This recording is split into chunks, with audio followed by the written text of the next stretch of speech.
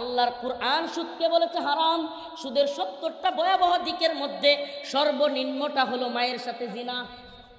এত বড় ভয়াবহ জিনিসকে তোমার রাষ্ট্র বৈধতা দেয়, তোমার সরকার বৈধতা দেয়, অথচ তোমার ইসলামী গায়রত তোমার মধ্যে নাই। আরে পতিতালয়ের লাইসেন্স দেয় তোমার রাষ্ট্র, তোমার সরকার। পতিতালয়ের লাইসেন্স দেওয়ার পরেও তুমি নিজেকে মুসলিম দাবি করো, অথচ গায়রত নাই।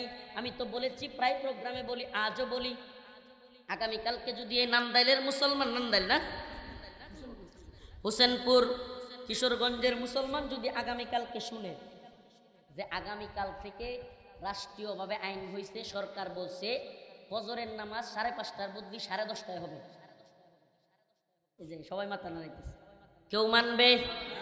জোরে বলেন। সরকার তো বলে নাই ফজর নামাজ বাদ দেন, টাইমটা শুধু চেঞ্জ করছে, তাই মানবেন না?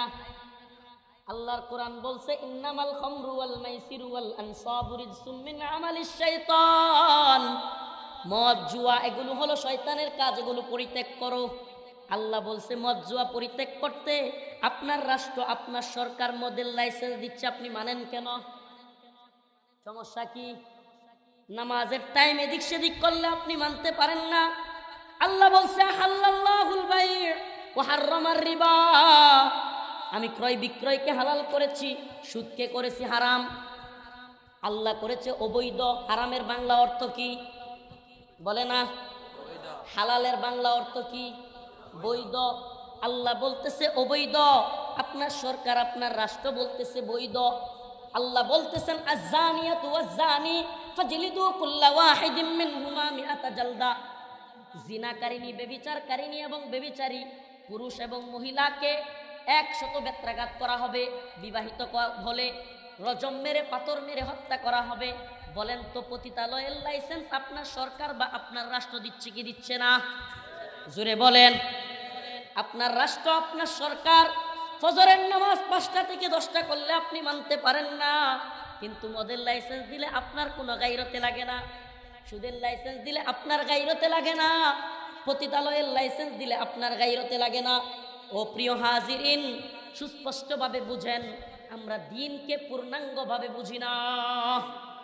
আলহামদুলিল্লাহ আলহামদুলিল্লাহ নাহমাদুহু ওয়া নাস্তাঈনুহু ওয়া নাস্তাগফিরুহু ওয়া নু'মিনু বিহি ওয়া নাতাওয়াক্কালু আলাইহি ওয়া নাউযু বিল্লাহি মিন শুরুরি আনফুসিনা ওয়া মিন সাইয়্যাতি আ'মালিনা। من يهده الله فلا مضل له ومن يضلل فلا هادي له ونشهد أن لا إله إلا الله وحده لا شريك له أرسله إلى كافة للناس بشيرا ونذيرا وداعيا إلى الله بإذنه وسراجا وقمرا منيرا. أما بعد فقد قال الله تبارك وتعالى في كلامه المجيد وفرقانه الحميد. أعوذ بالله من الشيطان الرجيم. بسم الله الرحمن الرحيم. وقل جاء الحق وزهق الباطل إن الباطل كان زهوقا وننزل من القرآن ما هو شفاء ورحمة للمؤمنين ولا يزيد الظالمين إلا خسارا. صدق الله مولانا العظيم وصدق رسوله النبي الكريم ونحن على ذلك من الشاهدين والشاكرين والحمد لله رب العالمين. উপস্থিত হালিমা হাজিবাড়ি সাফিয়া কওমি মহিলা মাদ্রাসার উদ্যোগে আয়োজিত আজকের এই ইসলামী মহাসম্মেলনের সম্মানিত সভাপতি, সম্মানিত প্রধান অতিথি, আমার সামনে মঞ্চে থাকা উলামায়ে কেরাম, মুরব্বিয়ান আযম, পর্দানিশীন, পর্দাওয়ালি, শ্রদ্ধেয়া মা ও বোনেরা, আল্লাহ পাক রব্বুল আলামিনের দরবারে অসংখ্য অগণিত শুকরিয়া যে মহান রব্বুল আলামিন আপনাকে আমাকে কোরআন সুন্নাহ থেকে কিছু কথা বলবার এবং শুনবার জন্য এত সুন্দর ব্যবস্থা করে দিয়েছেন। সেজন্য অন্তরের অন্তঃস্থল থেকে শুকরিয়া আদায় করে বলি আলহামদুলিল্লাহ। আরো জোরে বলি আলহামদুলিল্লাহ। এখন বাজে 12:45 নাকি? হ্যাঁ, আমি 15 থেকে 20 মিনিট কথা বলবো মাত্র। কেন জানেন? কারণ আমাদের দেশে রাত 2টা-3টা পর্যন্ত মাহফিল হয়, আর যেই মাহফিলগুলোতে মানুষ আসে এদের মধ্যে যারা অন্যান্য দিন নামাজ পড়ে না এরা মাহফিলের দিনও নামাজ পড়ে না, আর যারা অন্যান্য দিন ফজর পড়তো এরাও মাহফিলের দিন 3টা পর্যন্ত মাহফিল শুনে ওই দিন ফজর মিস করে। এই হালত থেকে আমাদের বের হতে হবে, হবে না? হবে না? 1 লক্ষ মাহফিল হলেও 1 ওয়াক্ত ফজর সালাত মিস হওয়ার যে ক্ষতি সেটা পূরণ করা সম্ভব না। অতএব আমাদের অনেক দেরি হয়ে গিয়েছে, অনেক সময় চলে গিয়েছে, খুব অল্প সময় কথা বলবো।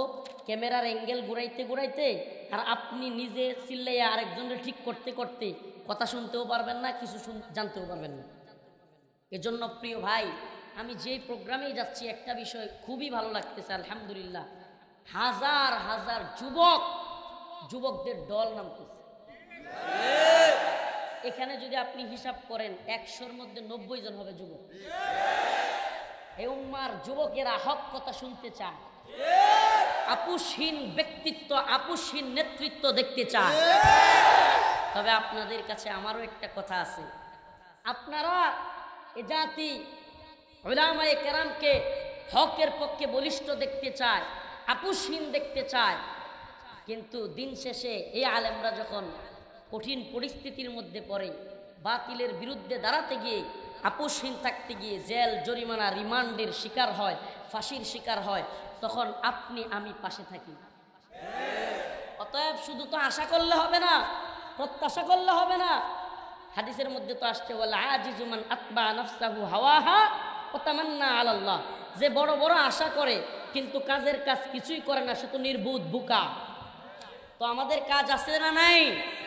উলামায়ে কেরাম বিপদে পড়লে, উলামায়ে কেরাম রিমান্ডে গেলে, ফাঁসিতে ঝুললে, জেল জরিমানা হলে আপনি ফেসবুকে, ইউটিউবে কিংবা আন্দোলনে কিংবা প্রতিবাদে আপনি একটা কথাও বলতে পারেন না, লিখতে পারেন না, অথচ আশা করেন উলামায়ে কেরাম যেন হকের পক্ষে বলিষ্ঠ থাকে, হকের পক্ষে দাঁড়ায়া যায়।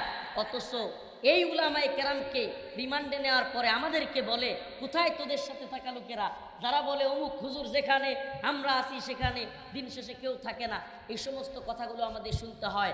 প্রিয় ভাইরা আমার, প্রিয় যুবক ভাইরা, আপনাদেরকে বলি, প্রতি প্রোগ্রামে এই কথাটা বলতেছি, যেই উম্মাহ, যে জাতি উম্মার শ্রেষ্ঠ সন্তান আলেমদের নিরাপত্তা দিতে ব্যর্থ হবে, জীবনেও তারা কোনোদিন সফল হবে না।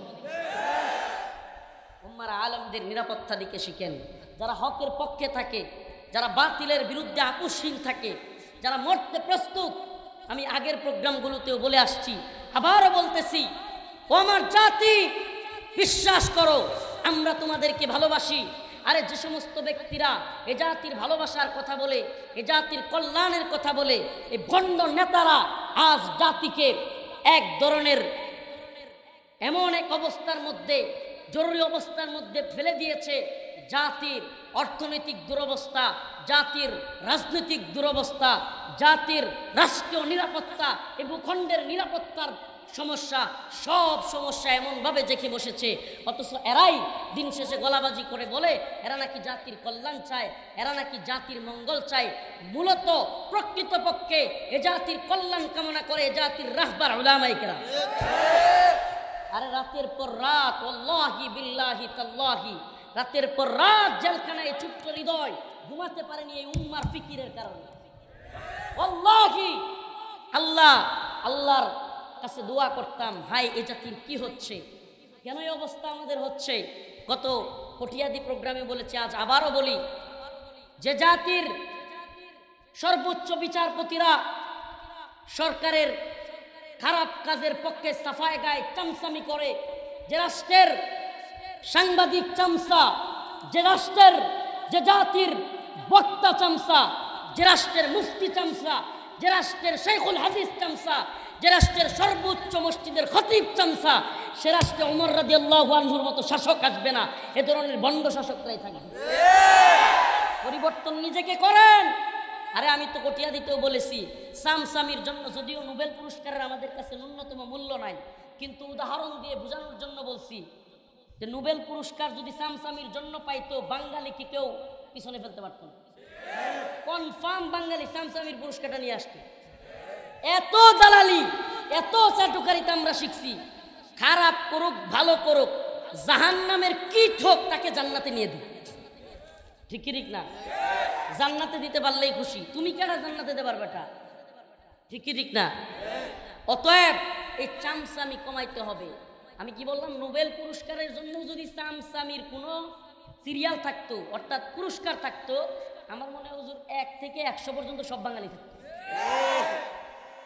এত চামচামি যারা করে, সাংবাদিক দালাল, এদের কথা শোনা যায় না। এদের মানে রুচিসম্মত কোনো মানুষ এদের কথা শোনার মতো অবস্থা থাকে না।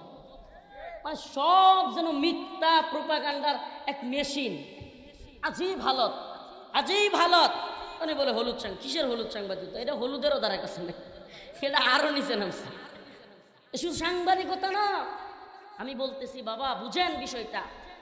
এই উম্মার শ্রেষ্ঠ সন্তান উলামায়ে কেরাম, আপনাদের প্রতি যারা আশা রাখে, আলেম সমাজকে বলবো, দয়া করে আমার বেয়াদবি মাফ করবেন। আমি আপনাদের ছোট সন্তান, ছোট ভাই হিসেবে বলতেছি, সুদখোর, ঘুষখোর, মদখোর এলাকার নেতাদের পিছনে পিছনে মসজিদ মাদ্রাসার দান সৎকার জন্য ঘুরবেন না, ঘুরবেন না প্রিয় উলামায়ে কেরাম।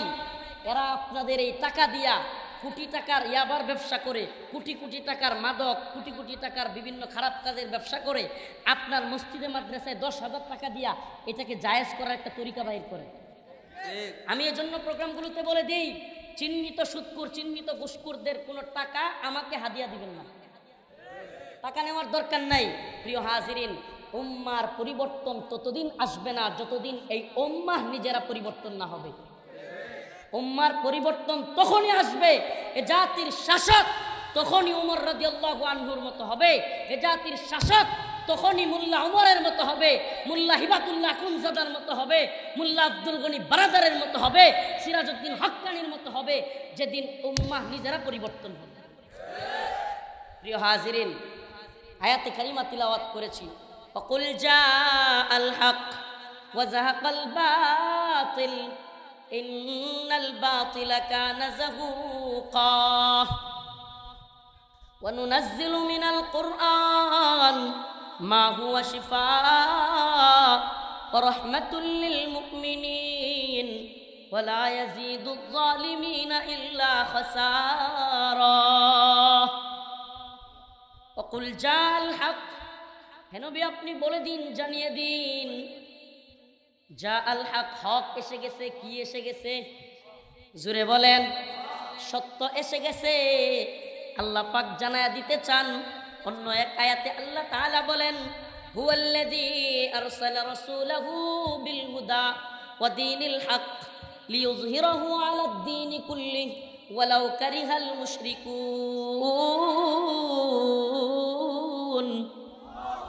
আল্লাহ তাআলা বলেন, হুয়াল্লাযী আরসালা রাসূলাহু বিল হুদা ওয়া দীনিল হক, আমি আমার রাসূলকে হিদায়াত সহ সত্য দিন সহকারে পাঠিয়েছি। কি জন্য পাঠানো হয়েছে? রাসূলকে পাঠানোর উদ্দেশ্য কি? আহারে, অনেকেই কথা না শুনে খালি তাকায় আছে, হুজুরটারে দেখি অনেকদিন পরে পাইছি। অবস্থা এমন যে কথা শুনে না। শুনতেছেন? আল্লাহর রাসূলকে কেন পাঠিয়েছেন আল্লাহ? আল্লাহ নিজেই বর্ণনা করতেছেন, নিজেই বলে দিচ্ছেন, হুয়াল্লাযী আরসালা রাসূলাহু বিল হুদা ওয়া দীনিল হক, আমি রাসূলকে সত্য দিন সহকারে হিদায়াত সহ পাঠিয়েছি। কেন পাঠিয়েছি? লিইয়ুযহিরাহু আলাদ দীনি কুল্লি, সমস্ত দ্বীনের উপর, সমস্ত মতবাদের উপর, সমস্ত তন্ত্রমন্ত্রের উপর এই দ্বীন ইসলামকে বিজয়ী করার জন্য আমি আমার রাসূলকে পাঠিয়েছি। কেন কেন পাঠিয়েছি?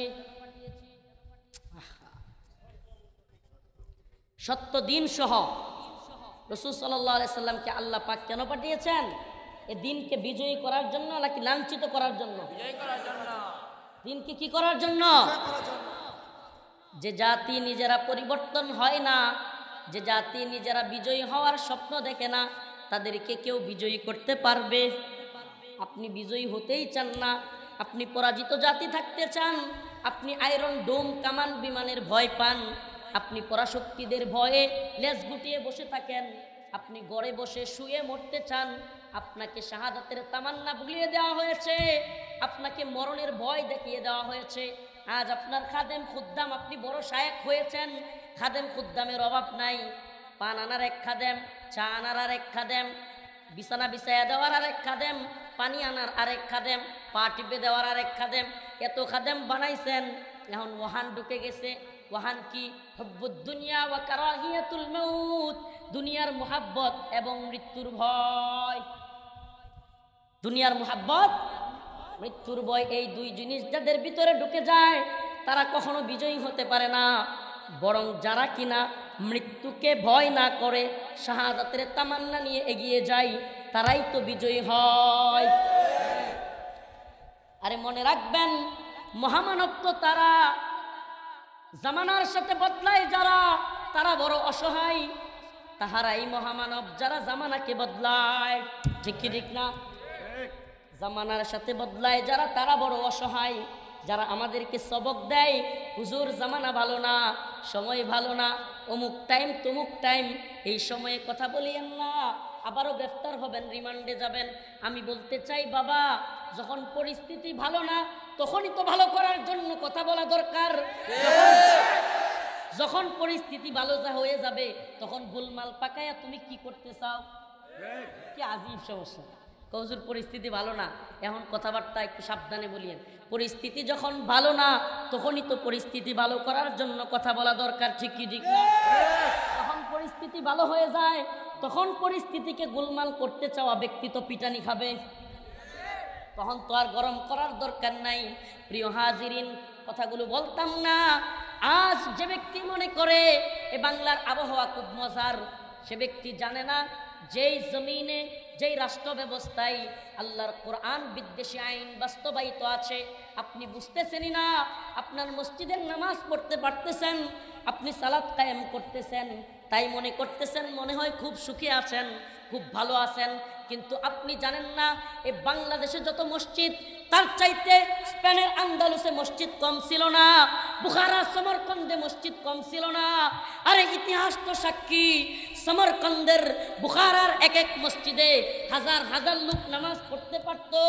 আর আন্দালুসের এক এক মসজিদে, আরে ইতিহাস তাকিয়ে দেখেন, ইউসুফ বিন তাসফিন, আল্লামা ইয়াসিন, এরা যারা আন্দালুসের ইতিহাসের দিকে তাকিয়ে দেখেন, বুখারা সমরকন্দের ইতিহাসের দিকে তাকায় দেখেন, আজকে সেই জায়গাগুলোতে মুসলিমদের সেই মসজিদগুলো ভেঙ্গে প্রেগুড়ার গির্জা করা হয়েছে, মসজিদের আজানের ধ্বনি নাই। ও প্রিয় হাজিরিন, কেন এই অবস্থা? আজ এই অবস্থার পিছনে একটাই কারণ, যারা মনে করতেছে আমরা তো ভালো আছি, সুখে আছি। তুমি জানোই না আল্লাহর কোরআন মদের আইনকে অবৈধ করেছে, তোমার রাষ্ট্র সেটাকে বৈধ দিয়েছে। আল্লাহর কোরআন সুদকে বলেছে হারাম। সুদের ৭০টা ভয়াবহ দিকের মধ্যে সর্বনিম্নটা হলো মায়ের সাথে জিনা। এত বড় ভয়াবহ জিনিসকে তোমার রাষ্ট্র বৈধতা দেয়, তোমার সরকার বৈধতা দেয়, অথচ তোমার ইসলামী গায়রত তোমার মধ্যে নাই। আরে পতিতালয়ের লাইসেন্স দেয় তোমার রাষ্ট্র, তোমার সরকার। পতিতালয়ের লাইসেন্স দেওয়ার পরেও তুমি নিজেকে মুসলিম দাবি করো, অথচ গায়রত নাই। আমি তো বলেছি, প্রায় প্রোগ্রামে বলি, আজও বলি, আগামীকালকে যদি এই নান্দাইলের মুসলমান, নান্দাইল না, হোসেনপুর কিশোরগঞ্জের মুসলমান যদি আগামীকালকে শুনে যে আগামীকাল থেকে রাষ্ট্রীয়ভাবে আইন হয়েছে, সরকার বলছে ফজরের নামাজ 5:30টার বদলি 10:30টায় হবে, এই যে সবাই মাথা নাড়াইতেছে, কেউ মানবে? জোরে বলেন। সরকার তো বলে নাই ফজর নামাজ বাদ দেন, টাইমটা শুধু চেঞ্জ করছে, তাই মানবেন না? আল্লাহর কোরআন বলছে ইন্নামাল খামরু ওয়াল মাইসিরু ওয়াল আনসাবু রিজসুম মিন আমালিশ শাইতান। মদ, জুয়া এগুলো হলো শয়তানের কাজ, এগুলো পরিত্যাগ করো। আল্লাহ বলছে মদ জুয়া পরিত্যাগ করতে। আপনার রাষ্ট্র আপনার সরকার মদের লাইসেন্স দিচ্ছে, আপনি মানেন কেন? সমস্যা কি? নামাজের টাইম এদিক সেদিক করলে আপনি মানতে পারেন না। আল্লাহ বলছে হাল্লাল্লাহুল বাই' ওয়া হাররামার রিবা, আমি ক্রয় বিক্রয়কে হালাল করেছি, সুদকে করেছি হারাম। আল্লাহ করেছে অবৈধ। হারামের বাংলা অর্থ কি বলে না? হালালের বাংলা অর্থ কি? বৈধ। আল্লাহ বলতেছে অবৈধ, আপনার সরকার আপনার রাষ্ট্র বলতেছে বৈধ। আল্লাহ বলতেছেন আয-যানিয়াতু ওয়াজ-যানি ফাজলিদু কুল্লা ওয়াহিদিম মিনহুমা মিআতা জালদা, জিনাকারিনী ব্যভিচারকারিনী এবং ব্যভিচারী পুরুষ এবং মহিলাকে 100 বেত্রাঘাত করা হবে। বিবাহিত হলে রজম মেরে পাথর মেরে হত্যা করা হবে। বলেন তো পতিতালয়ের লাইসেন্স আপনার সরকার বা আপনার রাষ্ট্র দিচ্ছে কি দিচ্ছে না? জোরে বলেন। আপনার রাষ্ট্র আপনার সরকার ফজরের নামাজ 5টা থেকে 10টা করলে আপনি মানতে পারেন না, কিন্তু মদের লাইসেন্স দিলে আপনার কোনো গায়রতে লাগে না। সুদের লাইসেন্স দিলে আপনার গায়রতে লাগে না। পতিতালয়ের লাইসেন্স দিলে আপনার গায়রতে লাগে না। ও প্রিয় হাজিরিন, সুস্পষ্টভাবে বুঝেন, আমরা দিনকে পূর্ণাঙ্গভাবে বুঝি না। কি করি নাই? দিনকে পরিপূর্ণভাবে বুঝি নাই। ও প্রিয় ভাই, আজ যারা সেলফি তুলো, খালি সেলফিবাজি করো, ওরা আমাদেরকে যখন আমরা ভাস্কর্য বিরুদ্ধে আন্দোলন করি, মূর্তির বিরুদ্ধে আন্দোলন করি, তখন এরা যুক্তি দেয় এই হুজুররাই কিছুদিন আগে বলতো ছবি তোলাও জায়েজ নাই, এখন নিজেরাই ছবি তুললা ফেসবুক ভরে ফেলে। কয়েকদিন পরে এই হুজুররাই বলবে ভাস্কর্য জায়েজ। যুক্তিটা কই দেয় বুঝেন তো? এই হুজুররাই কিছুদিন আগে আমাদের মুরব্বী আলেমরা যারা আছেন ছবি তুলতো কেউ? আজ উলামায়ে কেরাম পাসপোর্ট, ভিসা কিংবা এনআইডি বিভিন্ন গুরুত্বপূর্ণ জিনিসে শুধুমাত্র পরিচিতির জন্য, যাতে করে ভুল না হয়, এজন্য ছবি তোলার পারমিশন দিয়েছিলেন, জায়েজ বলেছিলেন। আর এখন অবস্থা এমন হয়েছে, হুজুর একটা সেলফি, আরে কি একটা অবস্থা। মাঝে মাঝে মানুষ অহংকারী মনে করবে, এটা না হইলে ফোন ধরে ইজা দিতাম, শিক্ষা দিতাম। এত ভয়াবহ অবস্থা হয়েছে। গজবের ফেসবুকে এমন অবস্থা হয়েছে, এখন একটা যুবক যার 50,000 ফলোয়ার আছে, 20,000 ফলোয়ার আছে, ল্যাংটা হইয়া নাচলেও সে মনে করে এটাই ঠিক। হ্যাঁ ফলোয়ার আছে, হ্যাঁ দেখে মানুষ, বাহ, চুল আউলায়া জাউলায়া টিকটক করে, লাইকি করে, সে মনে করে সে সাকসেস, সে সফল।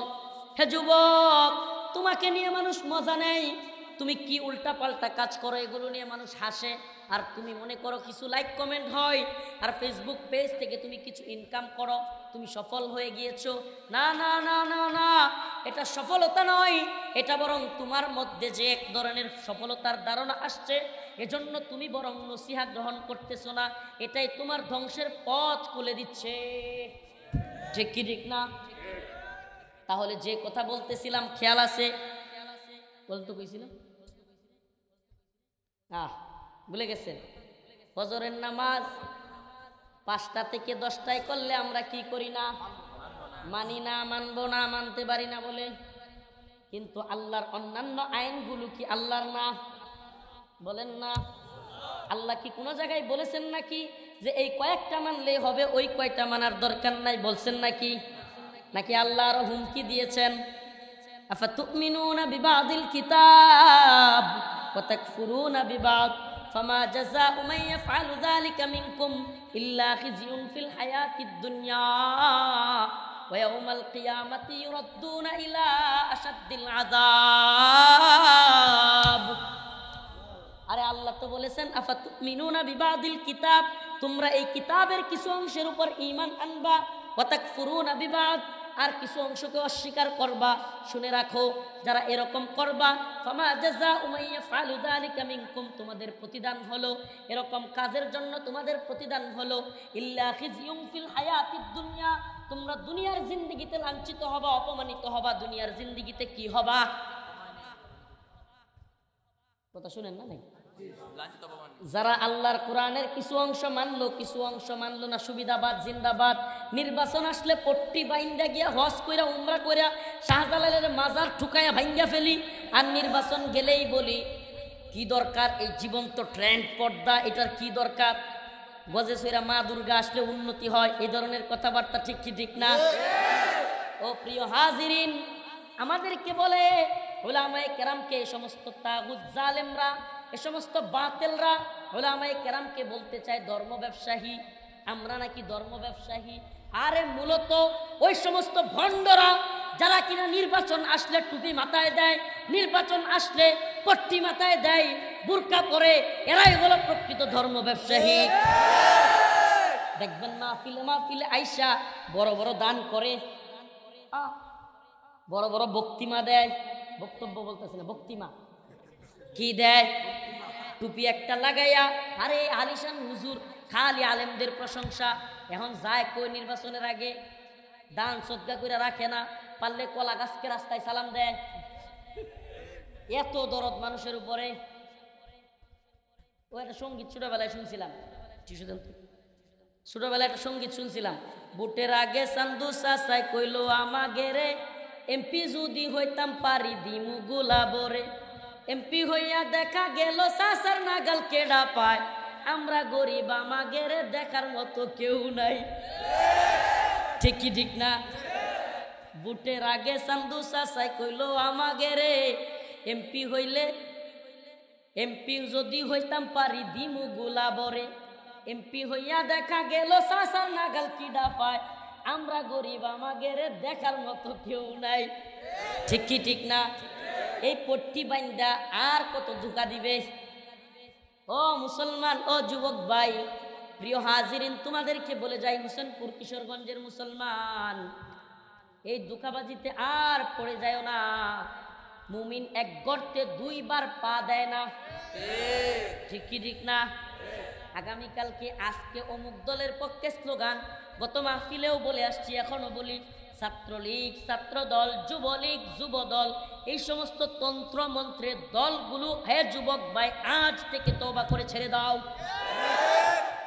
কে কি বললো দেখবার টাইম নেই। নিন্দুকের নিন্দার পরোয়া করে আমরা কথা বলি না। প্রিয় ভাই, তুমি জাহান্নামের পথ ধরছো, জান্নাতের পথে আসো, দিনের পথে আসো, দিন বিজয়ের পথে আসো। এজন্য দিন বিজয় তখনই সম্ভব যখন জাতি শাহাদাতের তামান্না নিয়ে দিন বিজয়ের স্বপ্ন দেখবে এবং কাজ করবে। আমি এজন্য জেলখানা থেকে একটা শপথ করে এসেছি এবং মনে মনে দৃঢ় ইচ্ছা করেছি যে আর কিছু পারি বা না পারি, এই উম্মার যুবকদের মধ্যে শাহাদাতের তামান্না জাগিয়ে দিব। যে জাতি শাহাদাতের তামান্না বুঝে যায়, শহীদ হতে চায়, সে জাতিকে রুখবার সাধ্য কারণ। এজন্য শাহাদাতের তামান্না নিয়ে দিন বিজয়ের স্বপ্ন দেখতে হবে। রাজি আছো তো? এজন্য স্লোগান এই নেতার দলের স্লোগান না, এখন থেকে বাংলার জমিনে দিন প্রতিষ্ঠার জন্য স্লোগান চলবে, হয়তো শরীয়ত নয়তো শাহাদাত। মিশন ভীষণ একটাই, হয়তো শরীয়ত, হয় না? হয়তো শরীয়ত, হয়তো শরীয়ত, মানে বুঝেন তো, কোরআন সুন্নাহ অনুযায়ী রাষ্ট্র পরিচালিত হওয়ার আগ পর্যন্ত আমরা থামব না। যদি আমাদেরকে শহীদ করে দেওয়া হয়, যদি আমাদের লাশ টুকরো টুকরো করে দেওয়া হয়, আমাদের পরবর্তীতে আরো কেউ চলে আসবে। আপনারা কি আসহাবুল উখদুদের সূরাতুল বুরুজের সেই আব্দুল্লাহ ইবনে তামেরের কথা জানেন না? জানেন? বলবো নাকি? আব্দুল্লাহ ইবনে তামের নামের ছোট্ট বাচ্চা এক জাদুকরের কাছে, ওই এলাকার রাজা, সে তার দরবারে একজন প্রসিদ্ধ জাদুকর ছিল। ওই জাদুকর মৃত্যু সজ্জায় রাজাকে বলল, রাজা, এমন একটা ছোট্ট বাচ্চা নিয়ে আসেন, যে বাচ্চাটা খুবই দূরদর্শী, জ্ঞানী হবে, বিচক্ষণ হবে। আমি যেহেতু মারা যাব, চলে যাব, আপনার এই রাজ্য পরিচালনার জন্য, আপনার এই রাজ্যকে টিকে রাখার জন্য আমার শিক্ষাগুলো আমি আরেকজনকে শিখিয়ে দিতে চাই। তো সেটা কে হবে? সেই যুবক ছোট্ট ছেলে আব্দুল্লাহ ইবনে তামেরকে নিয়ে আসা হলো। আব্দুল্লাহ ইবনে তামের জাদুবিদ্যা শিখতে যাইতেন, আর পথের মধ্যে একজন বুজুর্গ আলেম ছিলেন, বুজুর্গ ব্যক্তি ছিলেন। আব্দুল্লাহ ইবনে তামের মাঝে মাঝে সেই বুজুর্গের ঘরে যাইতেন। আব্দুল্লাহ ইবনে তামের মাঝে মাঝে বুজুর্গের ঘরে যাইতেন, মাঝে মাঝে জাদুঘরের কাছে জাদুঘরি বিদ্যা শিখতেন। একদিনকার ঘটনা, ওই রাস্তার মধ্যে বিশাল বড় এক ভাগ, কি ভাগ পড়ে আছে। ভাগ হইতে পারে, কিংবা তাফসিরে আসছে একটা ভয়ঙ্কর জন্তু হতে পারে। ওই ভয়ঙ্কর জন্তু রাস্তার পাশে থাকার কারণে ওই রাস্তা দিয়ে কেউ যেতে পারতেছিল না। ও প্রিয় হাজিরিন, আব্দুল্লাহ ইবনে তামের যুবক যখন দেখলেন রাস্তার আশপাশে মানুষ জড়ো হয়ে আছে, কেউ সেই ভয়ঙ্কর জন্তুকে সরাতে পারতেছে না, সে তখন মনে মনে চিন্তা করলো, আমি জাদুকরের কাছে জাদুবিদ্যাও শিখি, আর একজন বুজুর্গের কাছে ইলমের শিক্ষাও, কোরআনের শিক্ষাও শিখি, কিংবা ওই সময়ের ধর্মগ্রন্থের শিক্ষাও শিখি। প্রিয় হাজিরিন, সে চিন্তা করলো আজকে পরীক্ষা করব কোন শিক্ষার গুরুত্ব বেশি। সুবহানাল্লাহ, সুবহানাল্লাহ। যুবক আব্দুল্লাহ ইবনে তামের জাদুকরের জাদুবিদ্যা প্রয়োগ করলো, কাজ হলো না। কিন্তু যেমনি আল্লাহর কিতাবের ওই বুজুর্গ ব্যক্তির শিখায়া দেওয়া কালামগুলো পড়ে ওই সিংহের ওই জন্তুর উপরে কঙ্কর নিক্ষেপ করলো, ওই জন্তুর সাথে সাথে চলে গেল। সুবহানাল্লাহ বলেন। এখন তো পুরো এলাকায় ছড়ায়া গেল এই যুবকের কারিশমা, এই যুবকের কারামত পুরো এলাকায় ছড়ায়া পড়ল। আল্লাহর কি কুদরত, পুরো এলাকা থেকে এই যুবকের কাছে যেই আসে সে ব্যক্তি এই যুবকের কাছে আইসা কানা ব্যক্তি ভালো হয়ে যায়, ল্যাংরা ব্যক্তি ভালো হয়ে যায়, বিভিন্ন জারফুক নিলে ভালো হয়ে যায়। অবস্থা এমন হলো এই যুবক যে আসে তাকেই বলে লা ইলাহা ইল্লাল্লাহ। ওই যুবক সবাইকে শিখায়া দেয় আল্লাহ ছাড়া কোনো মাবুদ নাই। ওই রাজা বাদশাহ জাদুঘর কারো কোনো কিছুর কোনো ক্ষমতা নাই, একমাত্র ক্ষমতা কার? এবার রাজা যখন দেখলো সর্বনাশ, ছোট্ট পিচ্চি আব্দুল্লাহ ইবনে তামেরের কথাই দেখি সবাই চলে, সবাই তার কাছে যায়। ওকে যদি না থামায়, ওর ধর্মের দাওয়াত যদি বন্ধ না করি, আমার বাদশাহী চলে যাবে। এবার আব্দুল্লাহ ইবনে তামেরকে তার কিছু সাঙ্গু পাঙ্গু দিয়া একটা পাহাড়ের উপর নিয়ে গেল মেরে ফেলার জন্য। আব্দুল্লাহ ইবনে, সংক্ষিপ্তভাবে বলতেছি, আব্দুল্লাহ ইবনে তামেরকে যখন পাহাড়ের মধ্যে ওই তার রাজার সাঙ্গু পাঙ্গুরা নিয়ে গেল, আল্লাহ পাকের কুদরতে, আল্লাহ পাকের কুদরতে ওই আব্দুল্লাহ ইবনে তামেরকে যারা মারতে চেয়েছিল পাহাড় থেকে পড়ে গিয়ে সবগুলো মারা গেল। যুবক আব্দুল্লাহ ইবনে তামেরের কিছুই হলো না। এবার রাজা আরো কিছু লোক দিয়ে সমুদ্রে ফেলে দিতে চাইল। সমুদ্রে যারা ফেলতে গিয়েছে নৌকায়, সমস্ত ব্যক্তিরা ডুবে মারা গেল। আব্দুল্লাহ ইবনে তামেরের কিছুই হলো না। ও প্রিয় ভাই, ঘটনা বলা উদ্দেশ্য না। রাজা যখন দেখলো কোনোভাবেই হচ্ছে না, মানুষ দলে দলে লা ইলাহা ইল্লাল্লাহ বলতেছে, তখন বাদশাহ আব্দুল্লাহ ইবনে তামেরকে ডাকলো। আব্দুল্লাহ ইবনে তামের বাদশাকে, রাজাকে বুদ্ধি দিল, ও রাজা, তুমি আমাকে কোনোভাবে মারতে পারবে না, তবে একটা বুদ্ধি আছে। বুদ্ধিটা কি? রাজা বলল, বলো। আব্দুল্লাহ ইবনে তামের বলেন, একটা ময়দান রেডি করো, মানুষকে জড়ো করো, ওই ময়দানের মধ্যে আমাকে, আমি যেইটা বলে দিব সেইটা বলে গুলি করবা, কিংবা সেইটা বলে আমাকে আঘাত করবা, আমি মারা যাইতে পারি, মারা যাব। প্রিয় হাজিরিন, এই মাসআলা থেকে অনেকেই বলেন যে এই মাসআলা প্রমাণ করে ফিদাই হামলা, শাহাদাতের জন্য নিজেকে উড়াইয়া দেওয়া, এটাও জায়েজ আছে ওই মাসআলাতে। কারণ আব্দুল্লাহ ইবনে তামের তো নিজেকে শাহাদাতের জন্যই নিয়ে গিয়েছেন। আব্দুল্লাহ ইবনে তামের যখন শিখাইয়া দিলেন, রাজাও সবাইকে জড়ো করলো। জড়ো করার পরে আব্দুল্লাহ ইবনে তামের যে কালিমা শিখিয়ে দিলেন সেটা বলে যখন আব্দুল্লাহ ইবনে তামেরকে আঘাত করা হলো, যুবক আব্দুল্লাহ ইবনে তামেরের কপাল থেকে, মাথা থেকে ফিরিঙ্গি দিয়ে রক্ত ঝরতে থাকলো, আর তিনি শাহাদাত বরণ করলেন। সুবহানাল্লাহি ওয়া বিহামদিহি। শাহাদাতের সাথে সাথে ময়দানের সমস্ত মানুষ এক বাক্যে পড়া শুরু করলো, লা ইলাহা ইল্লাল্লাহ। সুবহানাল্লাহ। সমস্ত মানুষ মুসলমান হয়ে গেল। এবার রাজা আরো ক্ষিপ্পে গেল, হাই হাই, হয় কি, একটারে মারলাম আরো দেখি জ্বল্লা ওঠে। এবার রাজা এক বিশাল অগ্নিকাণ্ড প্রস্তুত করলো, গর্ত প্রস্তুত করলো। ওই গর্তের মধ্যে অনেক মানুষকে পুড়ে ফেলতে লাগলো। এমন এক পর্যায়ে একটা মা মহিলা সেই গর্তের দিকে যেতে চাচ্ছিল না, ঝাঁপ দিতে চাচ্ছিল না। তার কোলের ছোট বাচ্চা বলে উঠলো, মা, আগুন এটা কোনো আগুন না, বরং এই আগুনের মধ্যে দ্বীনের জন্য, এই কালেমার জন্য যদি তুমি মারা যাও তবে তুমি শহীদ হবে। আজ আমরাও এ ঘটনা থেকে জালেম তাগুতদেরকে বলে দিতে চাই, তোমরা শুনে রাখো, আব্দুল্লাহ ইবনে তামেরকে শহীদ করে রাজা যেমনিভাবে লা ইলাহা ইল্লাল্লাহকে থামাতে পারেনি, আমাদেরকেও যদি তোমরা শহীদ করে দাও, লক্ষ লক্ষ আব্দুল্লাহ ইবনে তামের প্রস্তুত হবে। এ দিনকে, ইসলামকে কখনোই রুখবার সাধ্য করা হবে না।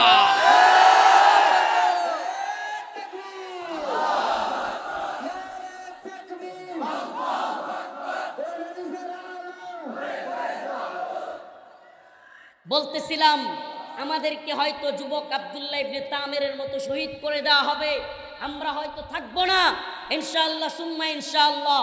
আমরা জেলে থাকলে কি হয়েছে? আরে আল্লাহ তো বলেছেন, ফাসাউফা ইয়াতিল্লাহু বিকওমি ইউহিব্বুহুম ওয়া ইউহিব্বুনা। আল্লাহ বলেছেন যে আমি আরেক দলকেও নিয়ে আসতে পারি। আপনারা কি আলামত দেখেন না? আমরা এতগুলো আলেম জেলে, অথচ নূপুর শর্মা ইস্যুতে আন্দোলন করে সেই নটর ডেম কলেজের ছাত্ররা। বুঝেন? আপনি বুঝেন বিজয়ের আলামত এগুলো। আমি জেলখানায় থেকে সবচাইতে যে বিষয়ে খুশি হয়েছি সেটা হলো নটর ডেমের ছেলেরা যখন স্কুল ড্রেস পরে আমার রসুলের পক্ষে রাজশাহী ইউনিভার্সিটির ছেলেরা, বিভিন্ন বিশ্ববিদ্যালয়ের ভাইয়েরা নেমে গেছে, তখন আর বুঝতে বাকি নাই এই ভূখণ্ডেও দিন প্রতিষ্ঠিত হবে ইনশাআল্লাহ। এজন্য আমার চিন্তা ভাবনা আছে, প্রোগ্রাম কমিয়ে দিয়ে বিভিন্ন ভার্সিটি, বিভিন্ন কলেজগুলোতে গিয়ে গিয়ে হোমওয়ার্ক করবো ইনশাআল্লাহ। আলেমদের, তরুণ আলেমদের এক জামা এভাবে ঘুরতে থাকবো, যুবকদের মধ্যে, কলেজের যুবক, ভার্সিটির যুবক, আলিয়ার যুবক, কওমির যুবক। দলাদলি করো না ভাই, তোমরা আমরা সকলেই মুসলিম, আমাদের আল্লাহ এক, আমাদের নবী এক, আমাদের কোরআন এক, আমাদের লক্ষ্য, আমাদের মিশন, আমাদের ভিশন সব হবে আল্লাহর দ্বীন প্রতিষ্ঠা করা। রাজি আছো তো ইনশাআল্লাহ? দিন প্রতিষ্ঠার জন্য শাহাদাতের তামান্না নিয়ে রাজি আছেন তো ইনশাআল্লাহ? আল্লাহ পাক আমাদের সবাইকে বলেছিলাম, ওয়াকুল জাআল হক ওয়া যাহাকাল বাতিল ইন্নাল বাতিলা কানা যাহুকা। হক এসে গেছে, আর হক যখন এসে যায় সত্য তখন পলায়ন করে। প্রিয় হাজিরিন, সত্য এসে গেছে, সত্য সমাদিত, মিথ্যা পরাজিত, অপসারিত। প্রিয় হাজিরিন, আল্লাহ পাক আমাদেরকে সকলকে সত্যের পক্ষে, দ্বীনের পক্ষে অতন্ত্র প্রহরী হিসেবে কাজ করবার তৌফিক দান করুন। ওয়া আখিরু দাওয়ানা আলহামদুলিল্লাহি রাব্বিল আলামিন। আসসালামু আলাইকুম ওয়া রাহমাতুল্লাহি ওয়া বারাকাতুহু।